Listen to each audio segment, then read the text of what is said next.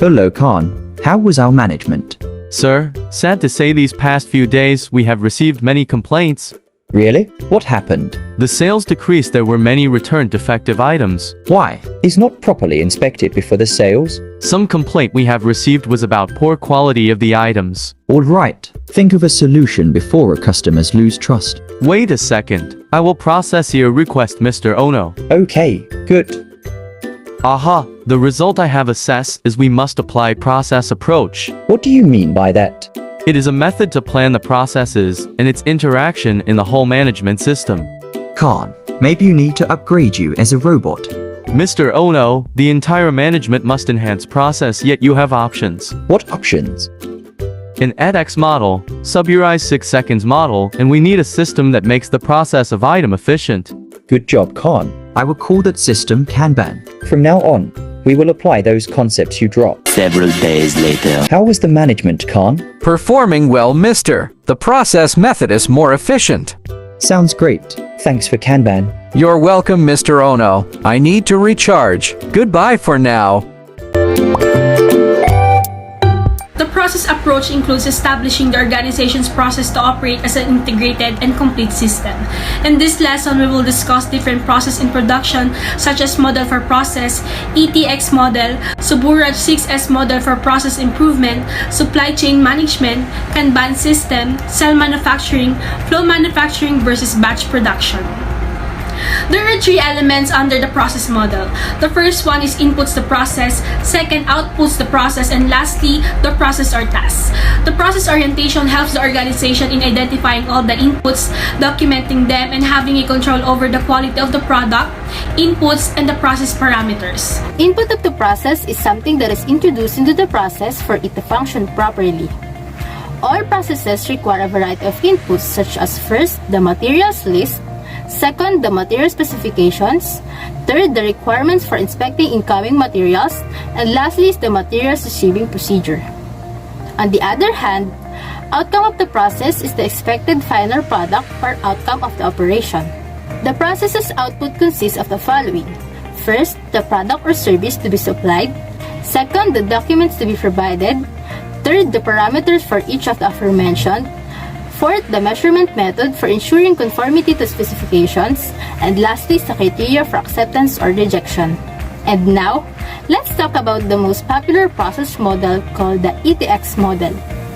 ETX stands for Entry, Task, and Exit. Let's start with entry. Entry conditions must be met before a task is initiated. Moreover, the term for the procedure that adds value is called task. And lastly is the exit. As in this condition, it must be met before the task becomes completed. Suburaj 6S is a model for process improvement in a logical manner. This can be applied for process improvement in every organization. Study. Current performance level of process will trigger improvement that can be a defect possibly found both external and internally. That is why it is important to study the process and documents as the details are necessary information. Streamline. The process should be offering the least resistance to the motion in the organization. Some cases, processes can be delayed for certain reasons which causes problems to the parties involved. It is important to take in consideration the document of sequence of events and eliminate unnecessary processes. The third S for Suburaj 6S for process improvement is to simplify. Simplifying processes improves quality. One must formulate a simplified procedure for carrying out the task without increasing the cost and compromising the quality. The organization was making 3 copies of the test reports. One for the customer, one as a duplicate if the record was not received by the customer for any reason, and third is for record. This step reduces the work, saves the paper, and above all simplifies the work. The fourth one is the standardize. Standardization essentially permits performing the process in the same way by every employee. Therefore, it requires a documented procedure. Synergize is the habit of creative cooperation, but it doesn't happen on its own. It is about teamwork and the adventure of finding new solutions to old problems. And to strengthen the solution, a few activities are carried out.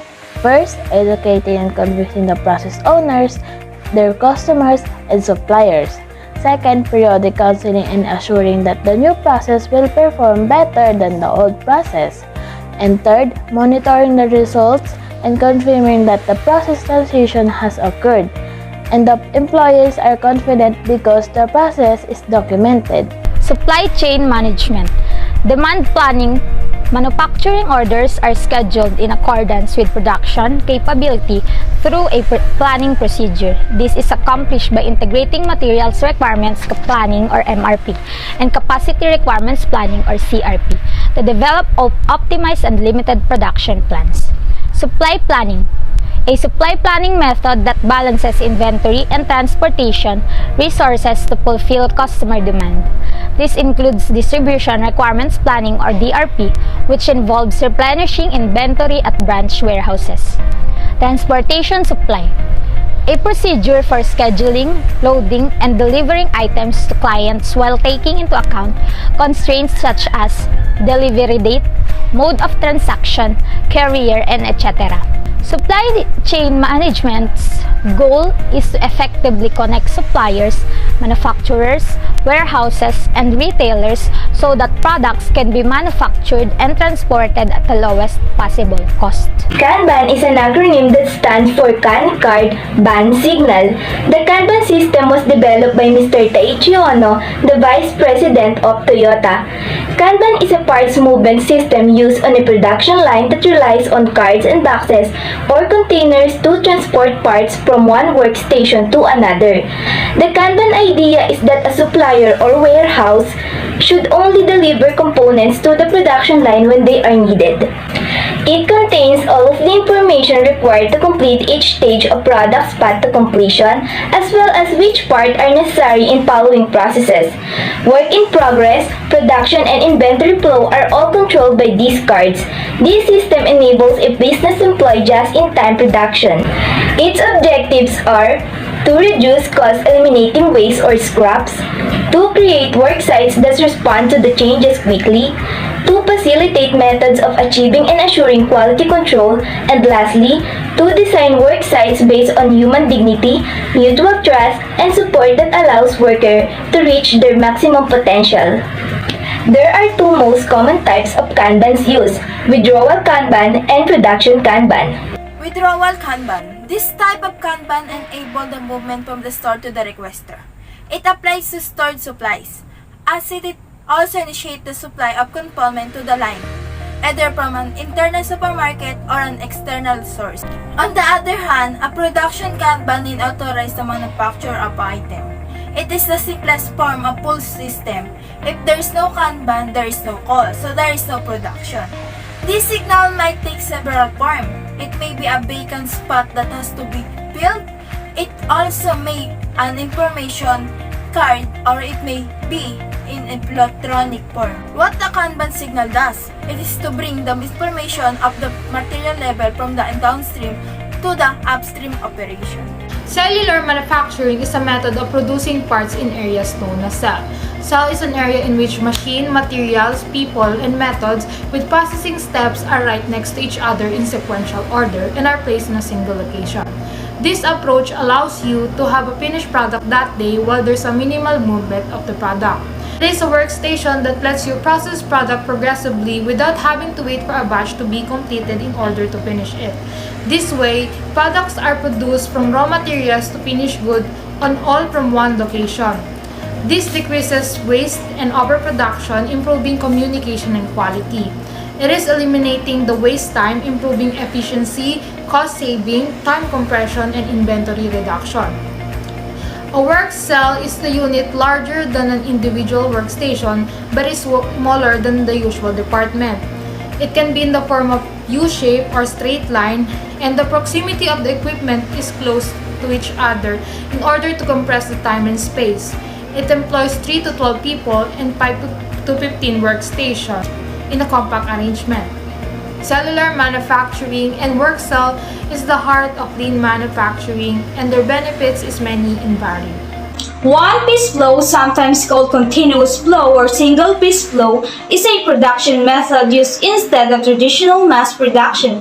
A product is completed before the next one is started, typically used in lean organizations, and will help businesses achieve just-in-time production. One good example that utilizes this concept is Toyota Company. The company is generally more efficient considering the limits of the amount of work in process and prevents bottlenecks or congestions in production system. The concept of one-piece flow is to reduce the risk of excess production, increase company's profitability, and to only process and produce what the customers want. Batch production is a method whereby a group of identical products are produced simultaneously rather than one at a time. It is up to the manufacturer to decide how big the batch will be and how often these batches will be made. It is the opposite of one-piece flow. Although many companies produce in large lot or batches, it builds delay into the process. The larger the lot, the longer the process of the product. This lower companies' profitability in a way that it lengthens the lead time between customer orders and delivery for product. Labor, energy, and space are required to store and transport the lot. Also, there is an increased chance for product damage.